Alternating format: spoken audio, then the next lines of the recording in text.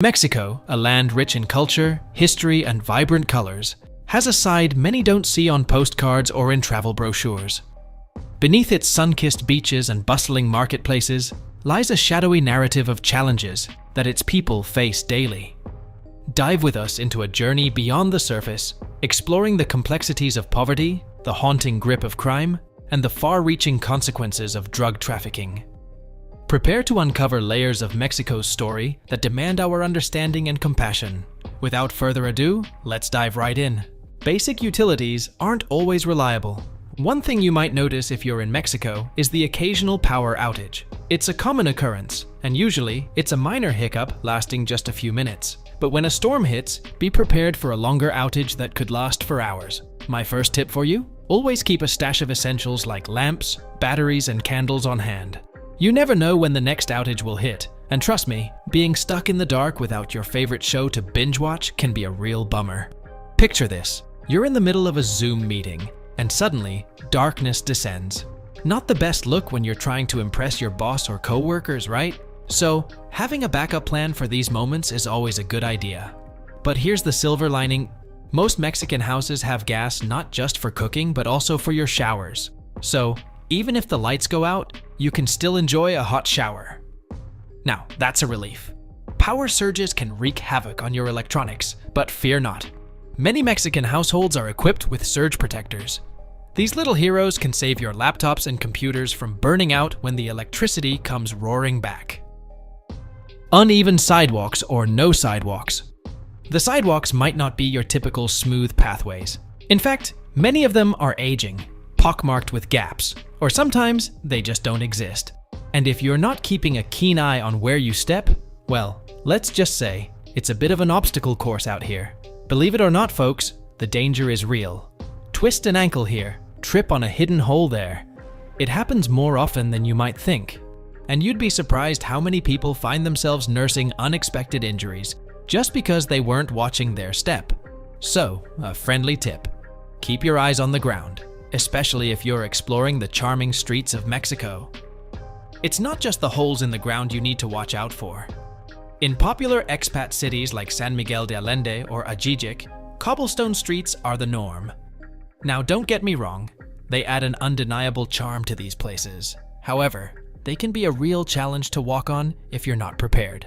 Mobility issues, improper footwear, or just not paying attention.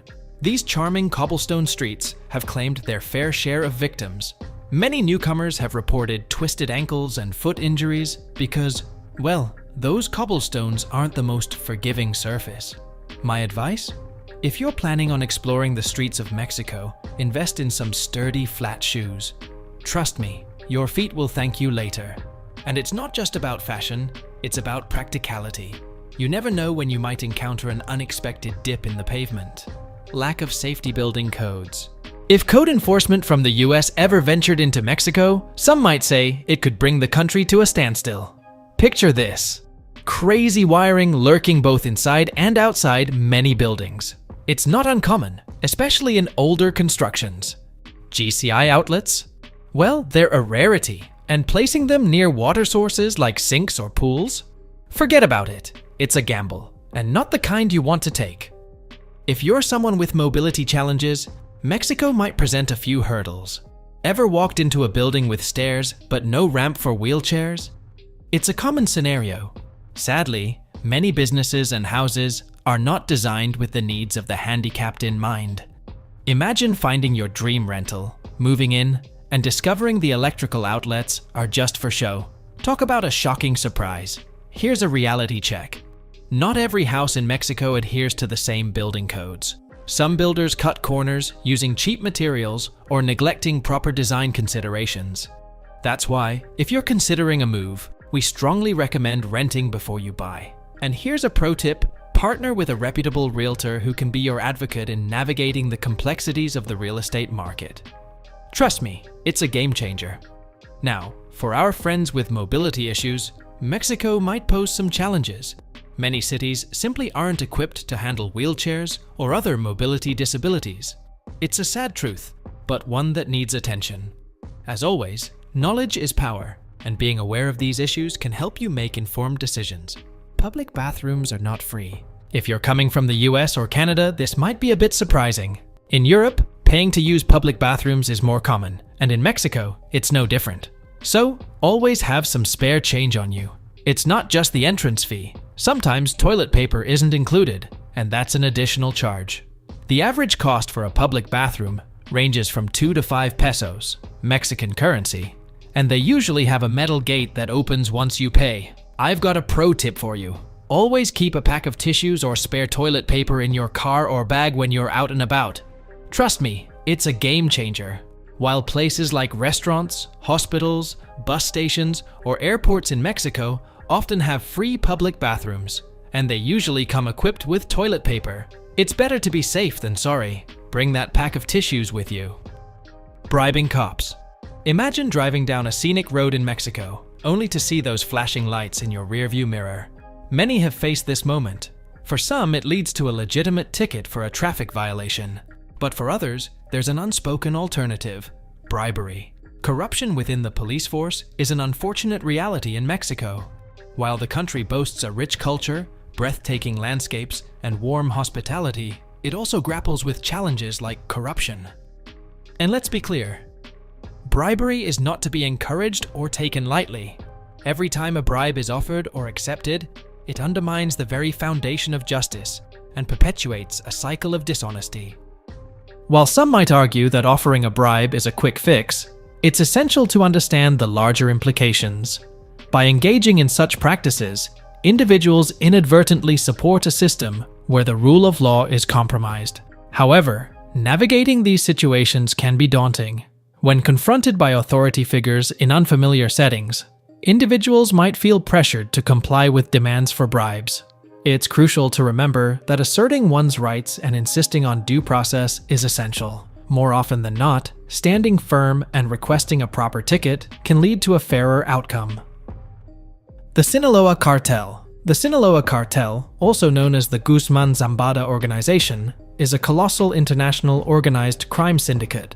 Established in the late 1980s, it originated as one of several subordinate plazas under the Guadalajara Cartel. Currently headed by Ismael Zambada Garcia, the cartel operates from Culiacan, Sinaloa, and has a significant presence in Mexican states like Sinaloa, Baja California, Durango, Sonora, and Chihuahua. The United States intelligence community considers the Sinaloa Cartel the largest and most powerful drug trafficking organization globally, surpassing even the infamous Medellin Cartel of Colombia in its prime. Involved in the distribution of cocaine, heroin, methamphetamine, fentanyl, cannabis, and MDMA, its impact on the war on drugs, international and local politics, and popular culture is immeasurable. After the arrests of Joaquín El Chapo Guzmán and his son Ovidio Guzmán López, the cartel is now led by Ismael Zambada Garcia, known as El Mayo, and Guzmán's other sons, Jesús Alfredo Guzmán and Iván Archibaldo Guzmán Salazar. This shift in leadership has maintained the cartel's dominance in the Mexican drug trade. With a presence in at least 22 Mexican states, including key centers like Mexico City, Tepic, Toluca, Zacatecas, and Guadalajara, the Sinaloa Cartel historically operated in the Golden Triangle, the states of Sinaloa, Durango, and Chihuahua. Now, let's shift our focus to crime in Mexico City, where the Sinaloa Cartel's influence is significant. According to Numbeo, Mexico City has a high crime index, with 78.15 out of 100. Corruption and bribery are identified as major concerns, with law enforcement often compromised by ties to criminals. While crime rates in Mexico City have decreased over the years, incidents were at their lowest in 2021, according to Statista. The city, though facing challenges, is becoming safer, especially when compared to other regions in Mexico. For those planning to visit Mexico City, it's important to note that the most common crimes involve petty theft and opportunistic theft. Hotspots for pickpocketing include public transportation, especially the metro, Centro Historico, and locations busy with tourists. To avoid falling victim to scams or theft, take precautions. Use official taxis with specific license plates, be cautious with your belongings, and stay alert. If something seems too good to be true, it probably is. Poverty in Mexico. Poverty in Mexico is not a new challenge. With high underemployment, a significant informal sector, rising prices, and severe wealth inequality, the situation has worsened over the decades. Shockingly, 36% of the population is below the subsistence level, and 7.1% live in extreme poverty conditions. To put it in perspective, that's twice the population of Mexico City facing economic hardship. Understanding poverty in Mexico requires us to look beyond just income. According to Coneval, the institution measuring poverty in Mexico, it's not just about money, social factors matter too.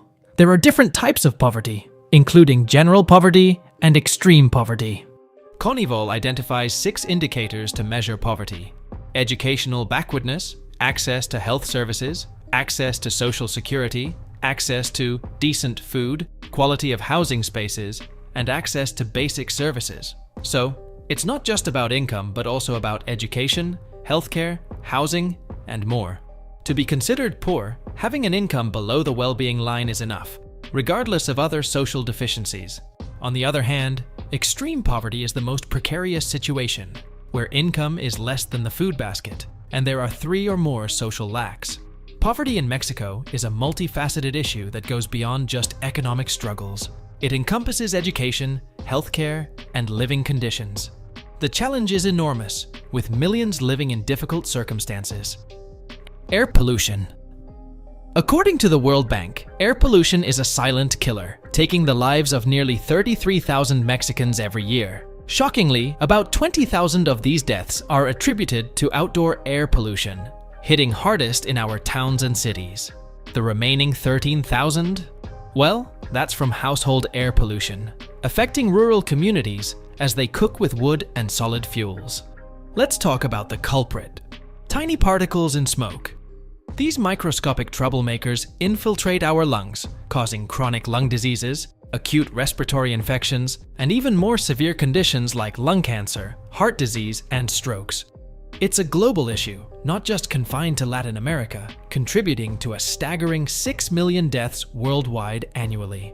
Whether you're in the hustle and bustle of the city or the tranquility of the countryside, the story remains the same. Air pollution in Mexico is a serious problem, responsible for 1 in 17 deaths, making up 5.9% of all mortality in the country. It's the 8th leading cause of death, following closely behind factors like diet, obesity, high blood pressure, alcohol and drugs, smoking, and lack of exercise. So, why should we care? Because each statistic represents a life, a family, a community. It's time to shine a light on this dark side of Mexico, to raise awareness and take action. Let's make cleaner air not just a necessity, but a reality for all. One of the most unequal countries in the world. According to the World Inequality Report 2023, Mexico is grappling with a glaring income gap. Brace yourself for this. The top 10% of earners here make a whopping 30 times more than the bottom 50%. That's a staggering difference. On average, the top earners rake in around $63,750 annually, while the bottom half scrapes by with a mere $2,040. Over 57% of all income is gobbled up by the top 10%, leaving only 9.2% for the bottom half of the population. The middle 40% get about a third, and the top 1%? Well, they walk away with just over 1/4 of the pie. Unlike some other major economies, Mexico hasn't witnessed a substantial reduction in inequality over the last century. It seems like extreme income inequality has been a persistent issue here. The report shines a light on gender inequality in labor income. Brace yourself for this one. Mexican women's share of labor income is a mere 33%. To put it in perspective, that's below the Latin America average of 35% and only a tad higher than the 28% average in sub-Saharan Africa. In comparison, women in the United States and Western Europe enjoy a share of 39% and 38%, respectively. So there you have it, a snapshot of one of the dark sides of Mexico. It's not just about stunning landscapes and vibrant culture. There's a stark reality that needs our attention. If you found this information eye-opening, give it a thumbs up, and don't forget to subscribe for more thought-provoking content. Let's keep the conversation going. Until next time, stay informed, stay curious.